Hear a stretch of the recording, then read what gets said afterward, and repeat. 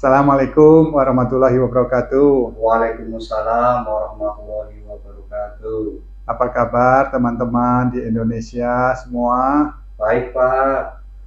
Oke, pada sesi sore ini saya ditemenin oleh teman saya, sahabat saya, Pak Mas Puri. Ya, dia akan memberikan beberapa pertanyaan tentang bagaimana kita memilih manajer, atau lebih tepatnya bagaimana pimpinan perusahaan atau pemilik usaha atau business owner memilih manajer untuk memberikan support kinerja perusahaan agar terus maju. Nah, demikian saya persilahkan Pak Mas Puri untuk menanyakan pertanyaannya. Terima kasih, Pak, sudah diberi waktu saya untuk bertanya kepada Ya. Bapak. Begini, Pak, saya mau bertanya, apakah perbedaan manajer yang berpengalaman atau yang tidak berpengalaman, Pak? Bisa dijelaskan tidak itu, Pak? Ya, jadi terima kasih Pak Mas Puri. Pak Mas Puri menanyakan tentang ini, dia banyak yang ditanyakan juga atau banyak dialamin oleh teman-teman pengusaha ataupun business owner, yaitu apa bedanya manajer berpengalaman dan manajer yang belum berpengalaman. Begitu ya Pak ya? Iya, betul sekali, Pak. Oke, saya akan mulai dari manajer yang belum berpengalaman. Ya, silakan, Pak. Pengalaman itu merupakan suatu pembeda yang besar untuk SDM ataupun juga untuk pelatih ya, juga contohnya untuk pelatih. Teman-teman tahu pelatih yang berpengalaman seperti Sir Alex Ferguson ataupun Carlo Ancelotti di sepak bola, betul ya? Betul. Nah, Sir Alex Ferguson bisa mempunyai banyak strategi dengan pemain-pemain yang berbeda dan dia dihormati oleh pemain-pemainnya. Demikian juga Carlo Ancelotti. Jadi Pak Mas Puri ataupun teman-teman semua, perbedaannya adalah di kemampuan dia mengolah strategi dengan berbagai macam keadaan. Baik itu keadaannya pemainnya atau timnya kurang bagus, ataupun datanya juga kurang bagus. Dan dia sudah punya pengalaman banyak, sehingga strateginya pun yang dipilih bisa banyak, bisa strategi satu, strategi dua, strategi tiga. Demikian kira-kira basicnya. Nah, yang ditanyakan tadi, apa bedanya manajer yang berpengalaman maupun tidak berpengalaman, ya kan? Ya, yang tidak berpengalaman, meskipun dia pintar, ini dua-duanya kita anggap dua-duanya pintar.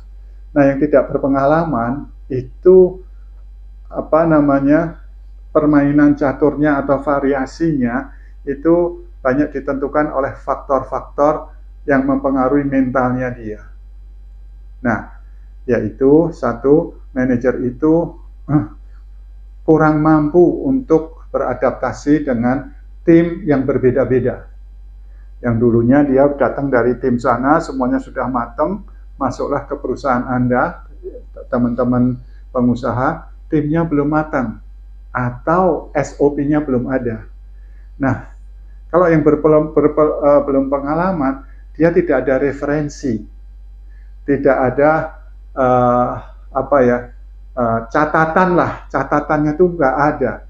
Jadi dia memerlukan waktu untuk mengorkestrasi timnya atau mengorkestrasi sistemnya. Nah, ini membutuhkan waktu. Dan kadang-kadang karena ketiadaan kemampuan untuk mengorkestrasi atau mengumpulkan atau memimpin, itulah data-data atau keputusan sering terlambat. Lumayan kalau hanya terlambat. Bisa-bisa juga datanya salah. Sudah terlambat, salah, tidak akurat. Nah, itu. Sebaliknya di level manajer yang berpengalaman, dia penampilannya akan mantap. Bicaranya mantap, menguasai data. Data tren kemarin, data hari ini, ataupun data yang akan datang. Itulah hebatnya manajer yang berpengalaman. Nah, pertanyaannya, seandainya di perusahaan itu belum ada datanya, tenang, kalau orang manajer yang berpengalaman, dia akan menyisihkan waktu seminggu lah kira-kira, saya minta data penjualan, data HPP, dan data karyawan. Nah, kalau dia bisa olah itu, nah dia akan mengolah, membuat tren bulan yang lalu, 2 bulan yang lalu, 3 bulan yang lalu. Nah, kemampuan meracik data, kemampuan meyakinkan timnya untuk mengumpulkan data tepat waktu, serta gestur tubuhnya yang tanpa ragu-ragu, itu dia akan dihormati oleh timnya. Sehingga apapun yang dia katakan, timnya mempunyai kepercayaan. Nah, ini dia. Manajer berpengalaman akan menumbuhkan kepada bawahannya bahwa suatu tingkat kepercayaan bahwa jalan yang akan diambil ini adalah akan berhasil. Jadi begitu Pak Mas Kuri dan teman-teman semua. Kalau yang belum berpengalaman adalah datanya sering salah-salah, tidak akurat, dan suka terlambat. Tetapi yang berpengalaman, dia akan memainkan tempo dulu, prioritas dulu, saya membuat database dulu, membuat tren dulu, sehingga terbentuk tren, sehingga dia menguasai data mungkin sebulan, mungkin 3 bulan, atau 6 bulan, 3 bulan yang sudah berlalu, dan 3 bulan yang akan datang yang diambil dari forecast. Nah, dia akan melakukan monitoring. Nah, teman-teman, data-data ini dikumpulkan. Itulah Pak Mas Kuri, bedanya manajer berpengalaman dan yang belum berpengalaman. Terima kasih Pak. Apakah boleh saya nanya lagi Pak? Oh, tentu saja boleh, tapi pelan-pelan ya, nanyanya pelan-pelan. Biar apa namanya, pemirsa juga paham. Kita pelan-pelan saja, santai saja. Silakan. Ini ada lagi nih Pak. Kalau kita pilih, apa untungnya merekrut manajer yang berpengalaman Pak? Oke.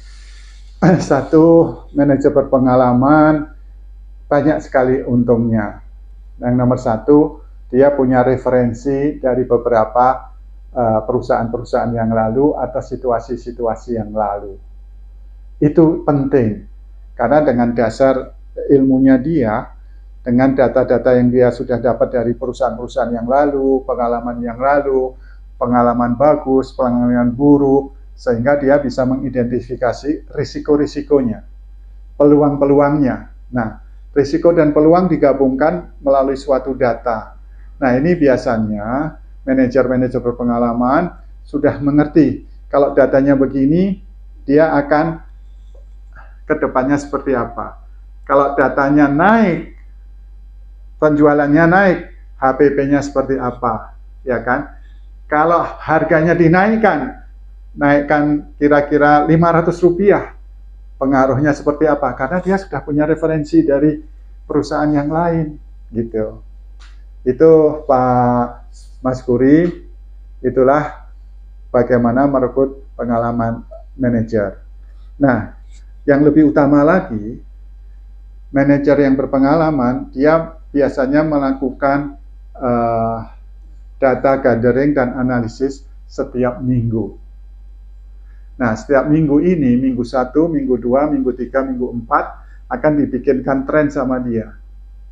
Dan ditularkan kepada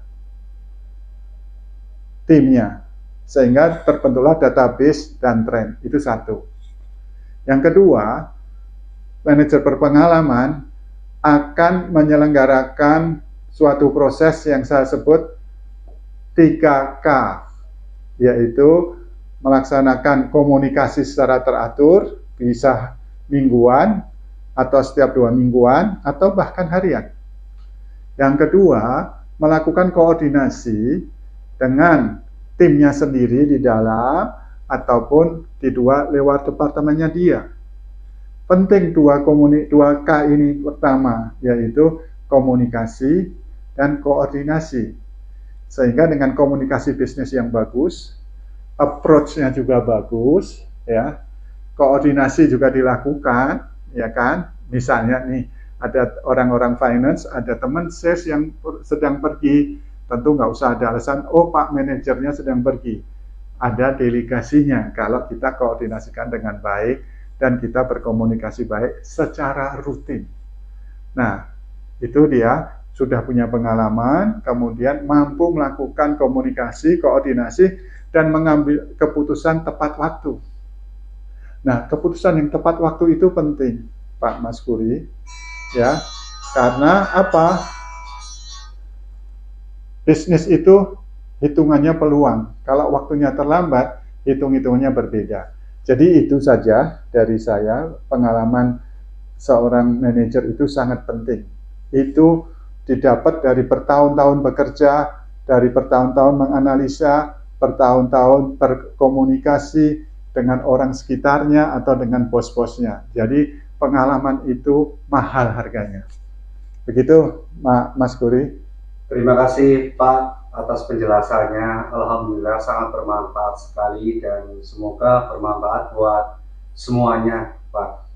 Ya, terima kasih. Demikian teman-teman, kita kunci sukses perusahaan adalah merekrut manajer yang berpengalaman.